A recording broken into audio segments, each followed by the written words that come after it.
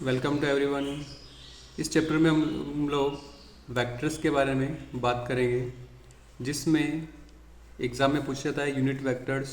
Unit vector का formula A cap equal to A vector upon mod of A. Unit vector means magnitude is unity. Magnitude कितना होता है? 1 होता है। अगर हमने एक एग्जांपल लिया कि ए कैप कोई एक वेक्टर है एक्स आई कैप प्लस वाई जे कैप प्लस जेड के कैप, तो उसका मॉड हम किस तरीके से निकालते हैं? जो आई जे और के के जो कोफिशिएंट है उनका स्क्वायर करके रूट ले लें, उनको प्लस कर दें, जैसे under root X square plus Y square plus Z square. ठीक है।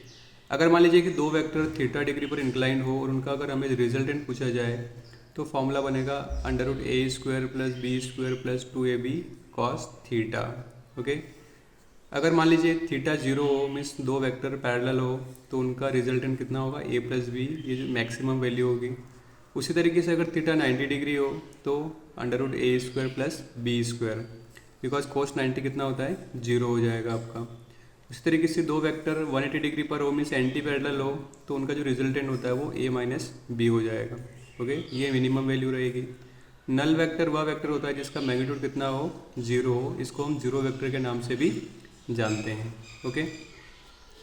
अब स्केलर प्रोडक्ट क्या होते हैं? देखिए, स्केलर प्रोडक्ट जिसको हम डॉट प्रोडक्ट के नाम से भी जानते हैं, तो A vector dot B vector equal to हो जाएगा mod A mod B cos theta.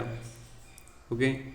उस तरीके से वेक्टर प्रोडक्ट जो है, ठीक है, वेक्टर प्रोडक्ट इसको हम क्रॉस प्रोडक्ट भी बोलते हैं। A cross B equal to mod A mod B sine theta. याद रखें, ए डॉट बी जब भी हम करेंगे तो कॉस थीटा आएगा, ए क्रॉस बी करेंगे तो यहाँ पे क्या आएगा? साइन थीटा आएगा। ओके।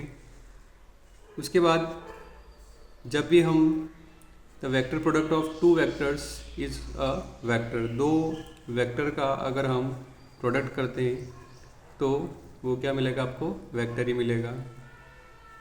ठीक है। स्केलर प्रोडक्ट में I cap dot I cap equal to J dot J equal to K dot K equal to 1 होगा। अगर आई डॉट जे करेंगे या जे डॉट के करेंगे या के डॉट आई करेंगे तो जीरो हो जाएगा। उसी तरीके से जब क्रॉस प्रोडक्ट निकालेंगे तो आई वेक्टर बराबर जे क्रॉस के, जे बराबर हो जाएगा के क्रॉस आई, और के निकालेंगे तो जे क्रॉस आई। ठीक है। वेक्टर में कुछ फार्मूले डायरेक्टली एग्जाम में पूछे जाते हैं, जैसे पिछली बार वर्क एक के एग्ज़ाम में ये पूछा गया था, relation between linear velocity and angular velocity. तो वी वेक्टर इक्वल टू होता है omega vector cross R vector, मतलब ये पोजीशन वेक्टर हो गया आपका। टॉर्क के लिए पूछ सकते हैं, टॉर्क का formula perpendicular distance cross force, तो हम लिख सकते हैं इसको R vector cross F vector. उसी तरीके से angular momentum R vector cross P vector, P यहाँ पे क्या है? लीनियर मोमेंटम हो गया। ठीक है। अगर आपसे लोरेंज फोर्स पूछा जाए तो फोर्स इक्वल टू हो जाएगा क्यू, चार्ज है यहाँ पे, और ब्रैकेट में V vector cross B vector. ठीक है। अगर दो वेक्टर का प्रोडक्ट अगर जीरो हो, ए वेक्टर डॉट बी वेक्टर, इसका मतलब ये दोनों एक दूसरे के कैसे हैं? परपेंडिकुलर हैं।